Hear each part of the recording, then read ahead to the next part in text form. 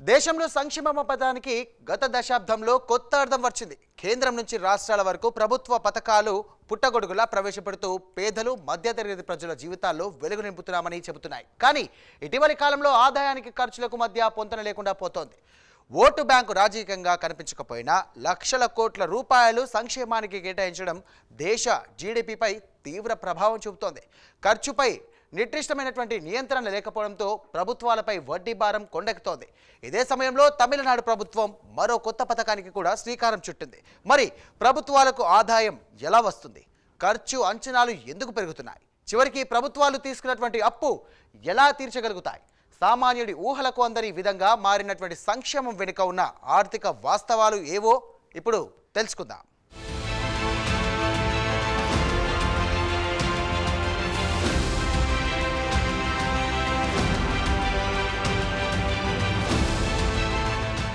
భారతదేశంలో కేంద్ర ప్రభుత్వం పెద్దన్న పాత్ర పోషిస్తుంది. ప్రపంచ దేశాలతో పోటీ పడాలంటే ప్రధానంగా దేశ జీడీపీ కీలకం. అంటే జీడీపీ పెరుగుదలతో దేశ అభివృద్ధి లింక్ అయి ఉంటుంది. జీడీపీ పెరగడం అంటే ఆ దేశంలో ఉత్పత్తి, సేవలు, పెట్టుబడులు, వినియోగం అన్నీ పెరుగుతున్నాయన్న సంకేతం.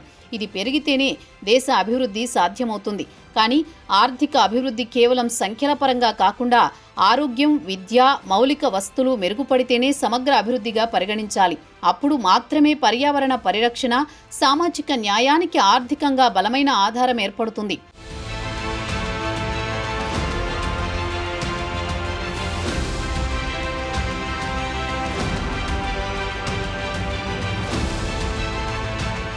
రెండు 2025-26 ఆర్థిక సంవత్సరంలో కేంద్ర ప్రభుత్వం సంక్షేమ రంగానికి అత్యంత ప్రాధాన్యత ఇచ్చింది.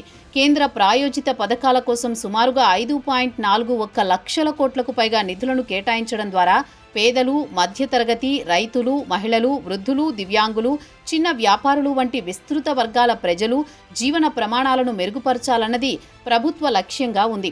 ఈ నిధులు పీఎం కిసాన్, ఆయుష్మాన్ భారత్, మహాత్మా గాంధీ గ్రామీణ ఉపాధి హామీ చట్టం, అటల్ పెన్షన్ యోజన, పీఎం సురక్షా బీమా, పీఎం జీవన్ జ్యోతి వంటి పథకాల ద్వారా సామాజిక భద్రతను బలోపేతం చేయడానికి వినియోగించబడతాయి. అలాగే పీఎం ఆవాస్ యోజన, గ్రామ సడక్ యోజన, పోషణ్ శక్తి, సమగ్ర శిక్షా యోజన, జలజీవన్ మిషన్ వంటి పథకాల ద్వారా నివాసం, రవాణా, విద్య, పోషణ, తాగునీటి వంటి మౌలిక అవసరాలను తీర్చే చర్యలు తీసుకుంటున్నారు. ఈ విధంగా కేంద్రం సంక్షేమాన్ని కేవలం సహాయం కాదు, భవిష్యత్తు అభివృద్ధికి పెట్టుబడిగా పరిగణిస్తూ సమగ్ర ప్రజా శ్రేయస్సు దిశగా అడుగులు వేస్తోంది.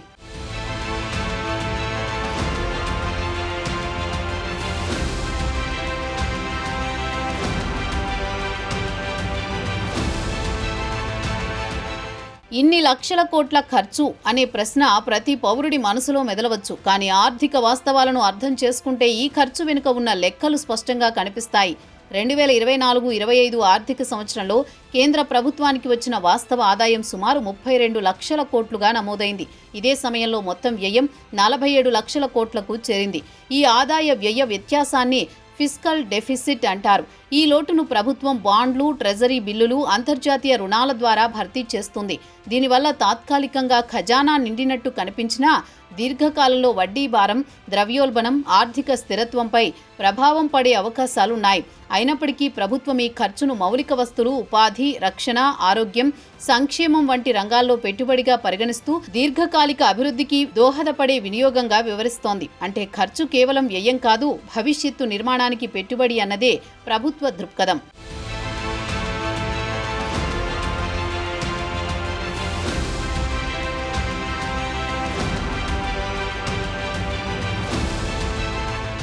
రెండు 2025-26 ఆర్థిక సంవత్సరానికి కేంద్ర ప్రభుత్వం ప్రవేశపెట్టిన బడ్జెట్ మొత్తం వ్యయం 50.65 లక్షల కోట్లుగా అంచనా వేయబడింది.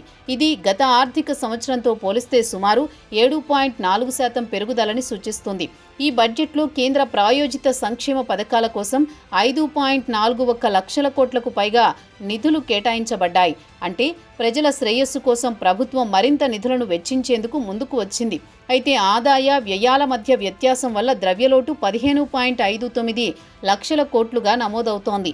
ఇది దేశ స్థూల జాతీయోత్పత్తిలో 4.8 8% నిష్పత్తిగా అంచనా. ఈ ద్రవ్యలోటు ప్రభుత్వానికి తాత్కాలికంగా ఖర్చును భర్తీ చేసే అవకాశం కల్పించినా దీర్ఘకాలికంగా చూస్తే ఇది ఆర్థిక స్థిరత్వంపై ప్రభావం చూపే అంశంగా మారుతుంది. కాబట్టి ఖర్చు పెరుగుతున్న కొద్దీ ఆదాయ వనరులు విస్తరించాల్సిన అవసరం ప్రభుత్వాలపై ఉంది.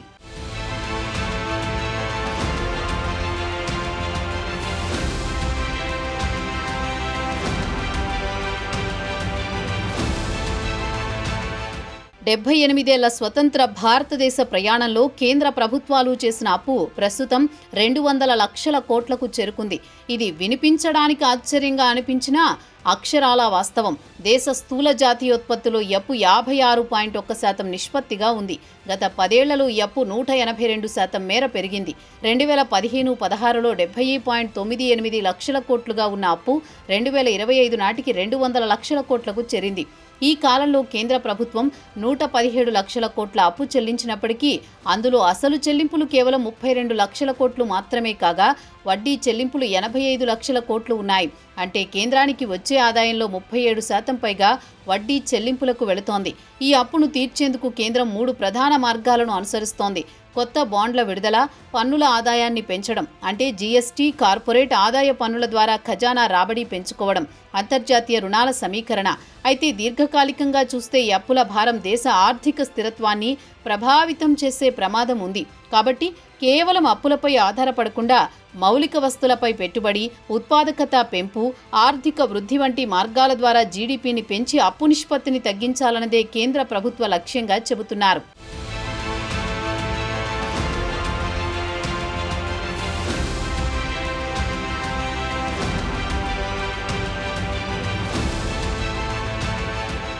దేశ అభివృద్ధి అనే ఒక మహాయజ్ఞానికి రాష్ట్రాలు పట్టుకొమ్మలుగా నిలుస్తున్నాయి.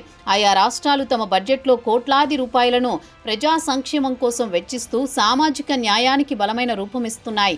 తాజాగా తమిళనాడు ప్రభుత్వం అన్బు కరంగల్ అనే ఒక కొత్త పథకాన్ని ప్రారంభించింది. ఈ పథకం ద్వారా తల్లిదండ్రులను కోల్పోయిన పిల్లలకు ప్రేమ, భద్రత, ఆశయాన్ని అందించాలన్నది ముఖ్యమంత్రి ఎంకే స్టాలిన్ ఆకాంక్ష. పేదవాడి నవ్వులో దేవుణ్ణి చూశాం అనే ద్రావిడ సిద్ధాంతాన్ని గుర్తు చేస్తూ ఈ పథకం సామాజిక సంక్షేమ దృక్పథానికి ప్రతిరూపంగా నిలుస్తోంది.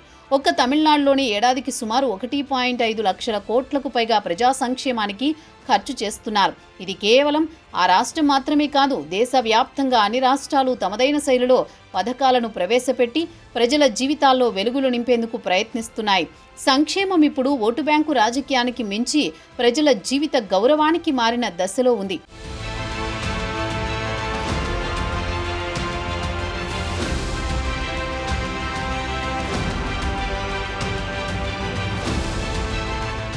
రెండు 2025-26 ఆర్థిక సంవత్సరానికి దేశంలోని రాష్ట్రాలు తమ బడ్జెట్లో సగటున 25 నుంచి 30% వరకు సామాజిక రంగాలకు కేటాయిస్తున్నారు.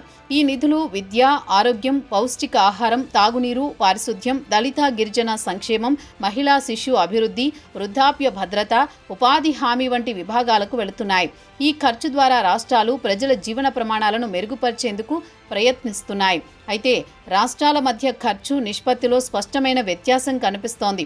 ఉదాహరణకు కేరళ, తమిళనాడు, ఢిల్లీ వంటి రాష్ట్రాలు సంక్షేమ పథకాలపై అధికంగా ఖర్చు చేస్తుండగా మరికొన్ని రాష్ట్రాలు మౌలిక వస్తువులు, వ్యవసాయ రంగాలపై ఎక్కువ దృష్టి పెడుతున్నాయి. ఇది ఆయా రాష్ట్రాల ప్రాధాన్యత క్రమాన్ని, ప్రజల అవసరాలను ప్రతిబింబించే విధంగా ఉంటుంది.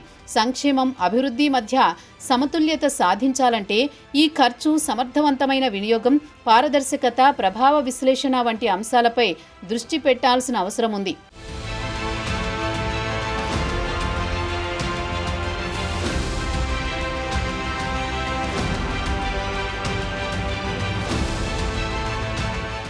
రెండు 2025 మార్చి నాటికి భారతదేశంలోని అన్ని రాష్ట్రాలు కలిపి చేసిన మొత్తం అప్పు సుమారు 83 లక్షల కోట్లుగా నమోదైంది.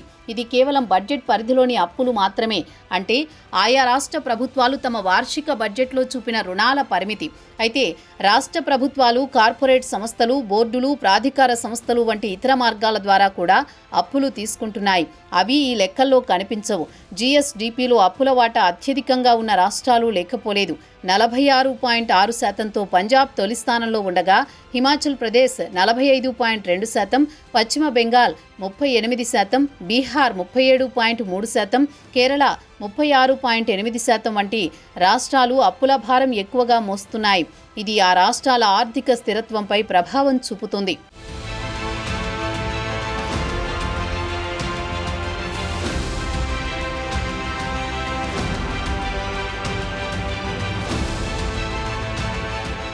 గత 10 ఏళ్లలో రాష్ట్రాల అప్పు 82.74 లక్షల కోట్ల నుంచి 207.86 లక్షల కోట్లకు పెరిగింది. ఇది 151% వృద్ధిని సూచిస్తుంది. అంటే అప్పుల భారం రెట్టింపు కంటే ఎక్కువగా పెరిగినట్టే. ఈ అధిక అప్పు ప్రభావం పన్నుల పెరుగుదలపై, సంక్షేమ ఖర్చుల నియంత్రణపై, ముఖ్యంగా సామాన్య ప్రజల జీవన వ్యయంపై నేరుగా పడుతోంది. ప్రభుత్వాలు అప్పు తీర్చే బాధ్యతను భవిష్యత్తు ఆదాయాలపై మోపుతున్నాయి. ఇది ప్రజల భద్రత, అభివృద్ధి అవకాశాలపై ప్రభావం చూపే అంశం. రాష్ట్రాల అప్పు అనేది కేవలం బడ్జెట్ గణాంకాల్లో కనిపించే లెక్క కాదు. ఇది ప్రజల భవిష్యత్తును, సామాజిక న్యాయాన్ని, పాలనా నైతికతను ప్రతిబింబించే కీలక అంశం. అప్పు తీసుకోవడం ఒక ఆర్థిక అవసరమైతే దానిని సమర్థవంతంగా వినియోగించడం, తిరిగి చెల్లించగల సామర్థ్యాన్ని పెంపొందించడం ప్రభుత్వాల నిజమైన పరీక్ష.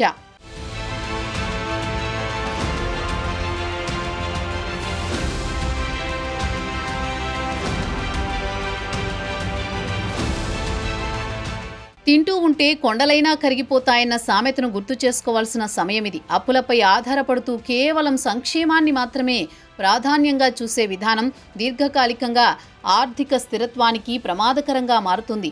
రాష్ట్రాలు అభివృద్ధి సాధించాలంటే సంక్షేమం, పెట్టుబడి, ఆదాయ వృద్ధి అనే 3 మూల స్తంభాల మధ్య సమతుల్యత అవసరం. ప్రజల అవసరాలను తీర్చే సంక్షేమ పథకాలను అమలు చేయడంలో నైతికంగా కట్టుబడి ఉండాలి. కానీ అదే సమయంలో ఉత్పాదక రంగాల్లో పెట్టుబడులను ఆకర్షించడం, ఉద్యోగ అవకాశాలను పెంచడం, పన్నుల వసూలు సామర్థ్యాన్ని మెరుగుపరచడం వంటి మార్గాల్లో దృష్టి పెట్టాలి.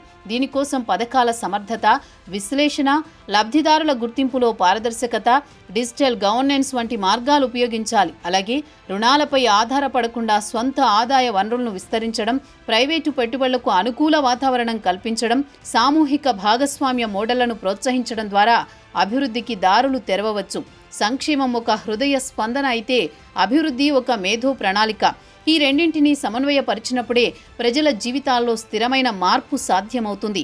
ఇది కేవలం బడ్జెట్ లెక్కల ప్రయోగం కాదు, భవిష్యత్తు భారతానికి బలమైన బాట.